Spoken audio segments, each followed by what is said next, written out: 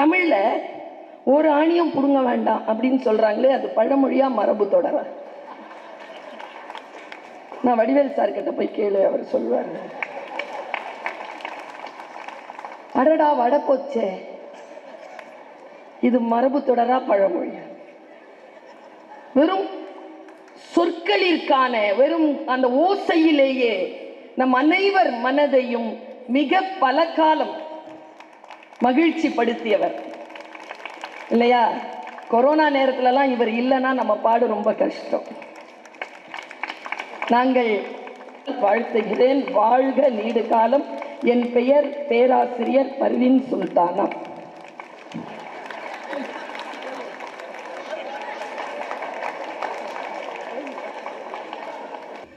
இந்த கருமும் அந்த மூளை மறந்து போச்சு. மேலே வந்தோன்னே உங்கள் பேர் என்னன்னு கேட்டு தொலைஞ்சிட்டேன்.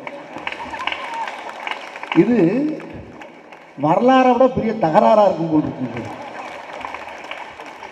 ஐயா பிறந்த நாள் அன்னைக்கு, முதலமைச்சருடைய பிறந்த அன்னைக்கு இது பெரிய பஞ்சாயத்து ஆயிரும் போல் இருக்குன்னு எனக்கு நேச குடலை புரட்டிடுச்சு. அப்போ கூட பாருங்க, என்னுடைய பெயர் பர்வீன் சுல்தான், என்னுடைய படிப்பு ஆஹா ஓஹோ ரைட்டு. நான் எழுதிக்கிறேன்னா அங்கே எழுதக்கூடாது, இங்கே எழுதணும். அங்கே கூட அது கரெக்ட் தானே? பார்த்தீங்களா? இங்கே எழுதுனா அது வந்து வேற மாதிரி காதல் ஆயிரும்ல, அது தப்பாயிரும். இங்கே எழுதுனா தான் மூளை. வாத்தியார்ல பேசலை, பாடமே நடத்திட்டு போயிருக்காங்க பாருங்க. எவ்வளோ பெரிய சிந்தனையாளர், எவ்வளோ அறிவாளரை கொண்டாந்து வச்சுருக்காங்க. உண்மையிலே மனுஷங்க சகோதரி அவர்களே, இனிமேல் இந்த பேரை மறக்க மாட்டேன். நான் இப்போ பேர் ஞாபகம் இருக்கு. இந்த வர்ற பாதையில் பூரா எல்லாம் போகிறாங்க. அங்கே வர போயிட்டு வந்தோன்னா தலைவரை போய் பார்த்தாங்க. அவருடைய எக்ஸ்பிஎம் சாரை எது 71 படங்களை எடுக்கிற இயக்குனரா சினிமாவுக்கு செலுத்தியதுன்னு கேட்டு பாருங்க. பராசக்தி வசனம் தான். சரியா சொன்னா சார்? ஏன்னா பேசுறது வரலாறு, புலிகேசிக்கு தெரியும். வரலாறு முக்கியம் அமைச்சர் அவர்களே. நீங்க தான் என் பேச்ச கேட்டதில்லை, உங்க படத்தை ஒழுக்கமா பார்த்துருக்கிறோம் நாங்க. நசையரு மனம் கேட்டேன், நித்தம் நவம் என சுடர் தரும் உயிர் கேட்டேன், அசைவரு மதி கேட்டேன், இதை அருள்வதில் உனக்கெதும் தடையுள்ளதோ, வல்லமை தாராயோ இந்த மாநிலம் பயனுற வாழ்வதற்கு. எனக்கு பின்னால் பேச வருகின்ற வைகை புயல் அவர்கள் இந்த மேடையில் அமர்ந்திருக்கிறார்கள். நான் எப்பொழுதும் நடிகர்களை பற்றி சொல்லுகின்ற பொழுது பெயர் சொல்லி அவர்கள் என்று சொல்லுவது வழக்கம். நான் ஒரு தமிழ்துறை பேராசிரியை. நான் படித்தது MA மொழி, இலக்கியம் அல்ல, தமிழ் மொழி படித்தவள் நான். எனக்கு தமிழோடு சேர்ந்து 5 மொழிகள் சரளமாக பேச எழுத வரும், வாசிக்க வரும். நான் மொழியாசிரியை என்பதிலே எனக்கு நிரம்ப மரியாதை எனக்கே உண்டு. இது என்னுடைய வெள்ளி விழா. நான் ஆசிரியராக இருந்து பணியாற்றிய வெள்ளி விழா இந்த வருடம். ஒரு மொழியாசிரியையாக நான் சொல்லுகிறேன், வார்த்தைகளால் சொல்லிவிடவே முடியாத வெறும் ஒலிகளால் மட்டுமே நம் இதயங்களை தட்டி எழுப்புகின்ற நகைச்சுவைக்கு சொந்தக்காரர் வைகை புயல் வடிவேலு அவர்கள். ரொம்ப சாதாரண விஷயம் இல்லை. நான் அவர் வந்த உடனே கேட்டார், இந்த பெருங்கூட்டத்தை பார்த்தாரா, ரொம்ப நாள் ஆட்சி போல இருக்கு அவர், வாங்க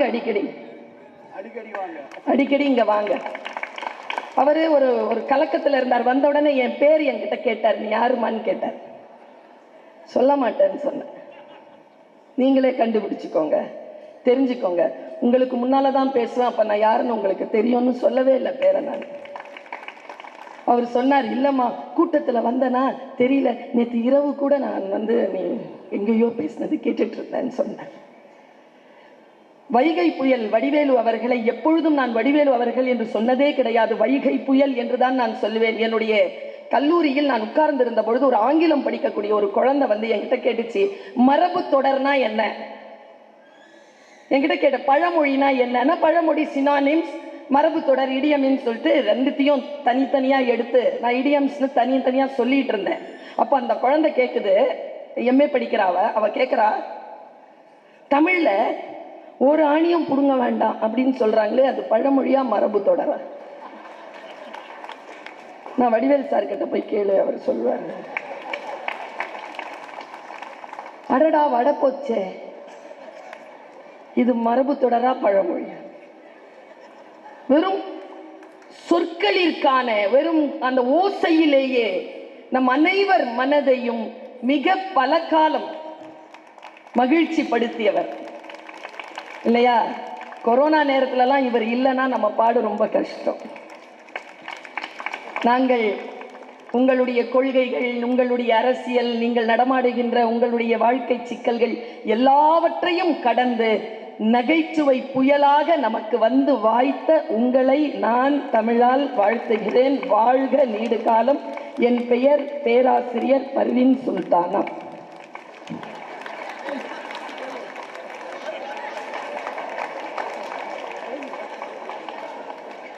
பர்வீன் சுல்தானா பேரை இங்க எழுதக்கூடாது, இங்க எழுதணும். ஏன்னா நாங்கெல்லாம் திராவிட மரபு சார்ந்தவர்கள். இங்க எழுதிக்க மாட்டோம், இங்க எழுதுவோம். புத்தி சார்ந்து சிந்திப்பவர்கள். அதனால் தான் ஐயா SPM சொன்னார், இந்த கூட்டம் சாதாரணமாக வந்த கூட்டம் இல்லை, இது ஒன்றும் நலத்திட்ட கூட்டம் அல்ல. இது ஐயா அழைத்தார், தலைவருக்காக அழைத்தார். பேசக்கூடியவர்கள் அறிஞர்கள் வந்திருக்கிறார்கள். பேச்சை கேட்பதற்காக வந்த, கேட்டு பழக்கப்பட்ட, தழும்பேறிய காதுகளை கொண்ட கூட்டம். தளபதிக்கு பிறந்த நாள், என்ன கொடுக்கலாம் அவருக்கு? அவர் சொன்னார், நீங்க இந்த அரசியல்ல வரக்கூடிய தேர்தலில் சூழலை மிகச் சரியான நிலையில் மாற்றி திராவிட கழகத்திற்காக, திராவிட முன்னேற்ற கழகத்திற்கான நாட்களாக அதை மாற்றுங்கள் என்று சொன்னார். அது உங்களுக்கான பரிசு இல்லை சார், அது எங்களுக்கான எதிர்காலம், எங்கள் தலைமுறைக்கான வாழ்க்கை. அதனால் நாங்கள் அதை பார்த்துக் கொள்வோம். உங்களுக்கு தான், நீங்கள் தான் எங்கள் தலைவர், உங்களுக்கு என்ன கொடுக்க முடியும்? நான் இப்படி யோசிச்சேன். எங்க அருமை தளபதிக்கு, நம் தமிழ்நாட்டின் முதலமைச்சர் அவர்களுக்கு பிறந்த நாள் பரிசாக எதை கொடுத்து விட முடியும்? சத்தியமாக சொல்கிறேன், தமிழின் மீது ஆணையாக, இன்றைக்கு காலை நான் வாணியம்பாடி முத்தமிழ் மன்றத்தில் பெரிய புராணம் பேசிவிட்டு வந்து கொண்டிருந்தேன். வரும் பொழுது எனக்கு மனசுக்குள்ள அங்க பேசின ஒரு கண்டென்ட் என் மனசுல வந்துகிட்டே இருந்தது. அதை நான் இங்க சொல்றேன், மனசால சொல்றேன். உங்கள் அத்துணை பேருக்கும் தெரியும், எனக்கு நான் எந்த அரசியல் நோக்கத்துக்காக இல்லை, இந்த மேடைக்கெல்லாம் வரேன்னா நன்றி சொல்றதுக்காக வரேன். எங்களை படிக்க வச்சதுக்கு நன்றி, எங்களை சுயமரியாதையாக வைத்திருப்பதற்கு நன்றி, நாங்கள் சிறப்பாக சுயமாக வாழ்வதற்கான வழிவகை அமைத்து தந்த இந்த திராவிட சிந்தனைக்கு நன்றி என்று சொல்வதற்காகத்தான் என்னை போன்றோர்கள் இந்த மேடைக்கு வருகிறோம். எந்த உள்நோக்கமும் கிடையாது, எந்த வருங்கால திட்டமும் கிடையாது. நான் இப்படி யோசிக்கிறேன், இந்த உலகத்திலேயே நம்முடைய பெருந்தலைவர்கள், பேரறிஞர் அண்ணா போன்றவர்கள் சாதாரணமான ஆட்கள். அவர்கள் இந்த பரம்பரை இருக்குல்ல, ஒரு விஷயத்தை சொல்றேன், நீங்க எல்லாருமே குறிச்சு வச்சுக்கோங்க. இந்த தமிழ்நாட்டிற்கான மண்ணின் மரபு, ரத்தத்தின் தன்மையை பலர் புரிய மாட்டேன் என்கிறது பல பேருக்கு. இந்த இனம் எப்படிப்பட்ட இனம் தெரியுமா? பல்லாயிரக்கணக்கான ஆண்டுகளான பண்பாட்டிலும் நாகரிகத்திலும் சிறந்து விளங்கக்கூடிய, அடிப்படையில் ஆழ் மனதில் சுயமரியாதை உணர்வு கொண்ட ஒரு இனம்தான் தமிழ் இனம்.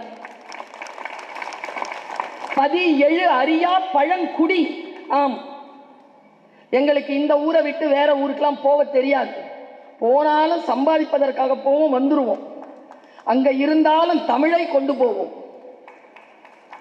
தமிழை, தமிழ் மரபுகளை கொண்டு போகின்ற இனம் நம் இனம், நம் பதி.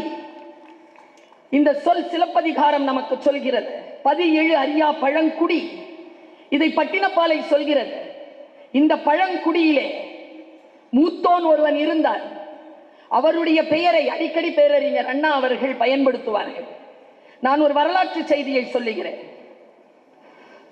டாக்டர் கலைஞர் அவர்களுக்கு அண்ணாமலை பல்கலைக்கழகம் டாக்டர் பட்டம் கொடுக்குது. நம்முடைய பேராசிரியர் அன்பழகனாருக்கு மதுரை பல்கலைக்கழகம் டாக்டர் பட்டம் கொடுக்குது. டாக்டர் கலைஞர் அவர்கள் முரசொலியில் எழுதுகிறார். என்ன எழுதுறார் தெரியுமா? எனக்கு அண்ணாமலை பல்கலைக்கழகம் பட்டம் கொடுத்துச்சு, பேராசிரியருக்கு மதுரை பல்கலைக்கழகம் கொடுத்துச்சு. ஆனா நாங்க 2 பேருமே எந்த பல்கலைக்கழக மாணவர் தெரியுமா? அண்ணாமலையிலிருந்து மலையை தூக்குங்க, மதுரையிலிருந்து மாவை தூக்குங்க, நாங்கள் அண்ணாதுரை பல்கலைக்கழகத்திலிருந்து படித்து வந்தவர் என்று அவர் சொல்கிறார். இந்த பேரறிஞர் அண்ணாதுரை அவர் சொல்லுகின்ற, அவர் எப்பொழுதுமே கையில் எடுத்துக்கொண்ட ஒரு வாசகம், ஒன்றே குலம் ஒருவனே தேவன் என்பது. அதை எடுத்துக்கொண்ட வந்தார் இல்லையா? அதை சொன்னது யாருன்னா திருமூலர். திருமந்திரத்தில் அதை சொல்லுகிறார். யாவருக்குமாம் இறைவருக்கு ஒரு பச்சிலை, யாவருக்குமாம் பசுவிற்கு ஒரு வாயுரை, யாவருக்குமாம் உண்ணும் போது ஒரு கைப்பிடி, யாவருக்குமாம் மற்றவருக்கு இன்சொல் தானே என்று சொல்லி பழக்கப்பட்ட பரம்பரை திருமூலர் பரம்பரை. அந்த திருமூலர் சொல்லுகிறார், நம்முடைய வாழ்க்கை எவ்வளவு அற்புதமானது. நான் இன்னைக்கு காலையில சொன்னேன், எப்படி நாம் திருக்குறளை கையில் எடுத்துக்கொள்ள வேண்டுமோ திருமந்திரத்தையும் கையில் எடுத்துக்கொள்ள வேண்டும் என்று நான் பேசிவிட்டு வந்தேன். அப்பொழுது எனக்கு ஒரு ஆசை வந்தது. திருமூலருடைய வாழ்க்கை என்னன்னா, திருமூலர் ஒரு சித்தர். அப்படி போயிட்டே இருக்கிறார். போயிட்டு இருக்கும் பொழுது பாம்பு கடிச்சு ஒரு இடையன் இறந்துட்டான். அந்த ஆடுகள் எல்லாம் அவனை சுத்தி அப்படியே ஏக்கமா பார்த்துட்டு இருக்கு. எழமாட்டானா, நமக்கு இலை பறிச்சு தரமாட்டானா, அவன் செத்துட்டானா, நம்ம ஆள் இல்லையா அப்படின்னு இப்படி ஏங்கி அந்த இறப்பை தாங்க முடியாமல் அந்த ஆடுகள் எல்லாம் தவித்து இருக்கும் பொழுது திருமூலர் நேரா போய் ஒரு மரத்துக்கு கீழே மலைச்சாரல்ல படுத்துட்டு தான் உயிரை அப்படியே எடுத்துட்டு போய் இடையன் உள்ள செலுத்திட்டார். ஆடுகள் எல்லாம் சந்தோஷமாயிடுச்சு. திரும்பி வந்து பார்க்கிறார், தன்னுடைய உடலை எரித்திருக்கிறார்கள் பிணம் சொல்லி. கடைசி வரைக்கும் அவர் இடையனாகவே வாழ்ந்து விட்டு போனார். எனக்கு மட்டும் அந்த சக்தி இருந்தால் இதோ இப்பொழுதே நினைவாலயத்திற்கு சென்று இந்த உயிரை அங்கே செலுத்தி கலைஞனவர்களை பரிசாக இந்த தளபதிக்கு அந்த பிறந்த நாள் பரிசாக தந்துவிட மாட்டோமா என்ற நினைவிலேயே நான் இன்றைக்கு பயணம் செய்து வந்தேன். எந்த மாதிரி ஒரு தலைவரை காலம் நமக்கு தந்திருக்கிறது. இந்த தலைவரை தண்ணீர் விட்டோ வளர்த்தோம் சர்வேசா, இப்பயிரை கண்ணீரால் காத்தோம், கருகத் திருவுளமோ என்று கசிந்து கண்ணீர் மல்குவான் பாரதி. அப்படி காலம் நமக்கு தந்த அற்புதமான பெட்டகம்தான் இந்த தலைவர் தளபதி அவர்கள். இந்த தளபதியை நாம் கொண்டாடி அடுத்த கட்டத்திற்கு அவர்களை எப்படி நாம் நகர்த்தி செல்வது என்பது நம் புத்திசாலித்தனம். நம் வருங்காலத்திற்கு நாம் யாரை பரிசளிக்க போகிறோம் என்பது நம் கையில் இருக்கிறது. சில வெறும் புள்ளிகளை பெரும் புள்ளிகளாக்குவதற்காக நம் விரல்களில் கரும் புள்ளிகளை ஏந்தாமல் உண்மையான தலைவர்களை முன்னிறுத்துவதற்காக நாம் இந்த தேர்தலை எதிர்கொள்ள வேண்டும். அதற்காக நான் சொல்லுகிறேன். யார் தெரியுமாங்க ராஜா? நான் இதுவரைக்கும் மாமன்னன் நல்லா நடிச்சிருந்தீங்க, வாழ்த்துக்கள், ரொம்ப நல்லா நடிச்சு. இங்க வருங்க, உங்களுக்கு எத்தனையோ பேர் விழா எடுக்கலாம். அதாவது ராஜரத்னம் பிள்ளை வாசிச்சுட்டே வரும்பொழுது, நாதஸ்வரம் வாசிச்சுட்டே வரும்பொழுது அவருக்கு பெரிய உயரிய தேசிய விருது கிடைச்சது. அப்ப அவர்கிட்ட கேட்டாராம், உங்களை நீங்க ரொம்ப பெரிய ரசிகரா யாரையாவது பார்த்திருக்கீங்களா? யாருன்னு உடனே பார்த்திருக்கேன். உலகத்தில் இருக்கக்கூடிய பெருந்தலைவர்களும் மிகப்பெரிய ஆட்களும் உங்களை பாராட்டுவதெல்லாம் பாராட்டு அல்ல. ராஜரத்னம் பிள்ளை சொன்னார், நான் ஒரு வாட்டி ஒரு கோயில் திருவிழாவுக்கு வாசிச்சுட்டே போயிட்டு இருந்தேன். பக்கத்துல ஒருத்தன் ஒரு குடியானவன் தலையில பெட்ரோமாக்ஸ் வச்சுட்டு வந்தான். நான் ஒரு பிர்கா வாசிச்சேன், பலே அப்படின்னு தூக்கி அப்படி பிடிச்சான். அதுதான் என் வாழ்க்கையில் கிடைத்த ஆகப்பெரிய, அந்த மாதிரி சொல்றேன், அந்த பலே தான் சூப்பர். நான் எப்பவுமே யாரையுமே ராஜான்னு சொல்ல மாட்டேன். நான் சொல்றேங்க, இந்த நூற்றாண்டில் தமிழ்நாட்டிற்கு கிடைத்த மன்னன் ராஜா. ஏன் ராஜான்னு சொல்றோம் தெரியுமா? நான் ஏன் சொல்றேங்கிறத சொல்றேன், காரணத்தை சொல்றேன். சாதாரணமா புகழ்ந்து சொல்றதுக்காக சொல்லல, உண்மையாவே அவர் ராஜா தான், நமக்கான ராஜா தான். மக்களாட்சி தான் இது, மக்களால் தான் தேர்ந்தெடுக்கப்படுகிறோம். மக்களால் தேர்ந்தெடுக்கப்பட்ட மாமன்னன். பாருங்க, பைபிள்ல ஒரு ராஜா வராங்க. பைபிள்ல வரக்கூடிய அந்த ராஜாவுக்கு என்ன பேர்னா சாலமோன்னு பேரு. அவன் பேர் அழகனா, அவனை போல் யாருமே உடுத்தியது கிடையாது. அவ்வளவு பேரழகா அவன் உடுத்துவானா. அவ்வளவு சிறப்பான மன்னன். தாவீதை விடவும் மிகப்பெரிய மன்னனாக கொண்டாடப்பட்டவன் சாலமோன். ஆனால் சாலமோன் மன்னனாக கொண்டாடப்பட்டது அவன் அழகினாலோ அவன் ஆடை அலங்காரத்தினராலோ அல்ல. வரலாறு இப்படி சொல்லுகிறது. ஒரு முறை சாலமோன் குதிரையில வந்துகிட்டு இருக்கும் பொழுது படை பின்னால வருது. அப்போ காட்டு வழியா அந்த படை போகணும். ஒரு மரத்துக்கு கீழே எறும்பு ஊறிட்டே இருந்துதான். எறும்புகள்ல ஒரு எறும்பு சொல்லிச்சான், குதிரைப்படை வருது, நம்ம செதஞ்சு போயிடுவோம், நம்ம பாதுகாப்பா போயிடலாமா? அப்போ ஒரு எறும்பு சொல்லிச்சான், கவலைப்படாதே, வருபவன் சாலமோன், அவனுக்கு நாம் பேசிக்கொண்டிருப்பது கேட்கும், அவன் நம்மை மிதிக்க மாட்டான். எறும்புகளை மிதிக்காத ராஜன் வாழும் சாலமோன். எப்போ தெரியுமா? முந்தானேத்த தினத்தந்தி படிச்சுட்டு இருந்தேங்க. எப்படி நன்றி சொல்றதுன்னு தெரியல. இந்த வாய்ப்பை பயன்படுத்திக்கிறேன். 10th +2 பிள்ளைங்க எழுதுறாங்க. இந்த குழந்தைங்களுடைய எக்ஸாமினேஷன் முடிகிற வரைக்கும் தமிழ்நாட்டில் மின்வெட்டு இருக்கக்கூடாதுன்னு சொன்னார் பாருங்க சாலமோன்ங்க. யானையின் பிளிரல் மட்டும் ஒருவனுக்கு கேட்கக்கூடாது, மன்னனாக இருக்கின்றவனுக்கு எறும்பின் கிசுகிசுப்பும் கேட்டுவிட வேண்டும் என்பதுதான். நமக்காக சிந்திக்கக்கூடிய ஒரு தலைவன் நமக்கு கிடைத்திருக்கிறான். யோசித்து பார்த்தால் இவரை எப்படி வாழ்த்துவது? நான் சாதாரணமா சொன்னா, நான் ஒரு விஷயத்தை சொல்றேன். பாரதி எனக்கு ரொம்ப பிடிக்கும். irrespective of all things, Bharathi எனக்கு உயிர்.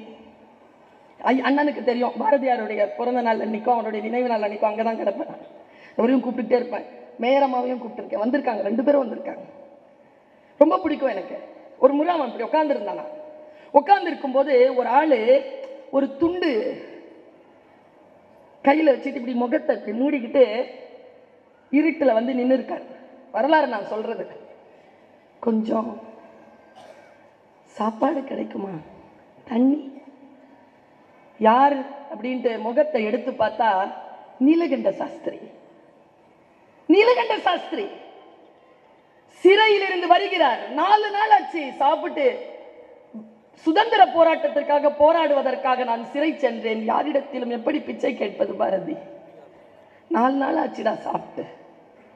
அப்படின்ன உடனே உள்ள கொண்டு வந்து கஞ்சியை எடுத்துட்டு வந்து நீலகண்டனுக்கு கொடுத்து விட்டு பாரதி எழுதிய கவிதை தான், தனி ஒருவனுக்கு உணவில்லை எனில் ஜகத்தினை எரித்துடுவோம்ங்கிறது. அவன் தாங்க சொன்னான், வயிற்றுக்கு சோறிட வேண்டும், இங்கு வாழும் மனிதர்க்கெல்லாம் பயிற்று பல கல்வி தந்து இப்பாரினை உயர்த்திடல் வேண்டும். மண்வெட்டி கூலி தின்னலாச்சே, எங்கள் வாழ்வழியும் வேல்வழியும் போச்சே, விண்முட்டி நின்ற புகழ் போச்சே, இந்த மேதினியில் கெட்ட பெயராச்சே. நாடிலகு வில்லினோடு தூணி நல்ல நாதமிகு சங்கொலியும் பேணி பூணிலகு திண்கதையும் கொண்டு நாங்கள் போர் செய்த காலமெல்லாம் பண்டு. ஏழை எளியவர் வீட்டில் இந்த ஈன பயிர்படும் பாட்டில் கோழை எலிகள் எனவே பொருள் கொண்டு வந்து சொல்ல கொதிக்குதடா நெஞ்சம், வெறும் சோற்றுக்கோ வந்தது இந்த பஞ்சம். சோறு இல்லைங்கிறதுனால கல்வி இல்லாம போயிடலாமா? வாடா குழந்தை, நடா மதியானம் சோறு, காலையிலேயே போடுறேன்டா சோறு, சாப்பிட்டு படிடான்னு இருப்பாங்க. அதனால தானுங்க சொல்ற ராஜாங்க நம்ம வாழ்வை சொல்லுவாங்க இல்லையா, தாழ்வுற்று வறுமை மிஞ்சி விடுதலை தவறி கெட்டு பாழ்பட்டு நின்றதாமோர் பாரதம் தேசம் தன்னை வாழ்விக்க வந்த மகான். அதனால் தான் அவருடைய பிறந்த நாளுக்கு நாங்கள் எல்லோரும் வாழ்த்தி கொண்டிருக்கிறோம். இந்த வாழ்த்து அவரை நிச்சயமாக அடுத்த தலைமுறை வரைக்குமான ஒரு ராஜாவாக கொண்டு போய் சேர்க்கும். இவருடைய அப்பா அவர் சொல்றாருங்க, கடைசியா சொல்றார், தலைவார் தலைவானே சொல்லி பழக்கப்பட்டுட்டேனா, அப்பா இறந்துட்டார், ஒரு முறை அப்பான்னு கூப்பிட்டுக்கவா. கலைஞர் இறந்த போது அந்த டைம்ல தாங்க அப்பான்னு கூப்பிட்டார் அந்த பையன். அப்படி வளர்க்கப்பட்டவர் பாருங்களேன். அவங்க அப்பா என்ன பண்ணாருன்னா வள்ளுவருக்கு சிலை வச்சார். 92 வருஷங்க வயசுங்க. அவர் வயசுல அந்த மாதிரி புத்தி நமக்கு இருக்குமாங்கிறது வேற. முதல்ல அந்த வயசு வரைக்கும் இருப்போமா? அதுவே பெரிய கொஸ்டின். அந்த வயதில் 92 வயதில் ராமானுஜருக்காக காவியம் எழுதினார். தளபதி நினைத்திருந்தால் என்ன வேண்டுமானாலும் செய்திருக்கலாம். ஆனால் ஒரு தனையன் தன் தகப்பனுக்கு செய்த ஆகப்பெரிய உதவியும் நன்றியும் என்ன தெரியுமா? தன் தகப்பனுடைய ஆழ் மனதில் ஆன்மாவில் இருந்த அந்த ஒலியை தன்னுடைய ஆன்மாவின் காதுகளில் கேட்டு தன் தந்தைக்கு சிலை எடுக்காமல் தந்தையினுடைய பேனாவுக்கு சிலை எடுத்தார் பாருங்க. தமிழ்நாட்டை தூக்கி நிறுத்தியது எது? கலைஞருடைய மார்பிலே தலை நிமிர்ந்திருந்த பேனா. வெற்றுத்தாளில் தலை குனிந்த பொழுது இந்த உலகத்தை புரட்டி போடுகின்ற நெம்புகோலாக அது மாறியது வரலாறு. இங்க உட்கார்ந்து இருக்கிறார்ல எஸ்பிஎம் சார். எஸ்பிஎம் சாரை எது 71 படங்களை எடுக்கிற இயக்குனரா சினிமாவுக்கு செலுத்தியதுன்னு கேட்டு பாருங்க. பராசக்தி வசனம் தான். சரியா சொன்னா சார்? என்ன பேசுறது வரலாறு. புலிகேசிக்கு தெரியும் வரலாறு முக்கியம். அமைச்சர் அவர்களே, நீங்க தான் என் பேச்ச கேட்டதில்லை. உங்க படத்தை ஒழுக்கமா பார்த்திருக்கிறோம் நாங்க. யோசித்தால் நம்முடைய வாழ்க்கையில் நாம் சில விஷயங்களை சாதித்துதான் போக வேண்டும். இன்னும் பேசுவதற்கு இருக்கிறது, நேரம் நெருங்கிக் கொண்டு இருப்பதனால் நான் இப்படி சொல்லுகிறேன். ஒருவரை தமிழ் மரபில் வாழ்த்துவது என்பது கல்வி, தனம், குடும்ப நலம், உடல் வளம், புகழ், பெருமை, இறை நேசம், இது எல்லாம் பெற்று 16 பெற்று பெரு வாழ்க்க வாழ் தலைவா என்று உன்னை வாழ்த்துகிறேன். அதற்கும் மேலாக வாழ்த்துகிறேன். இது அறம் பேசுகின்றனா, தமிழ் பேசுகின்றனா? பொய்க்க கூடாது. தமிழ் மக்கள் பொய்க்க விடமாட்டார்கள். நீர் 16 பெற்றல்ல 40 பெற்று நீடு வாழ்க என்று சொல்லி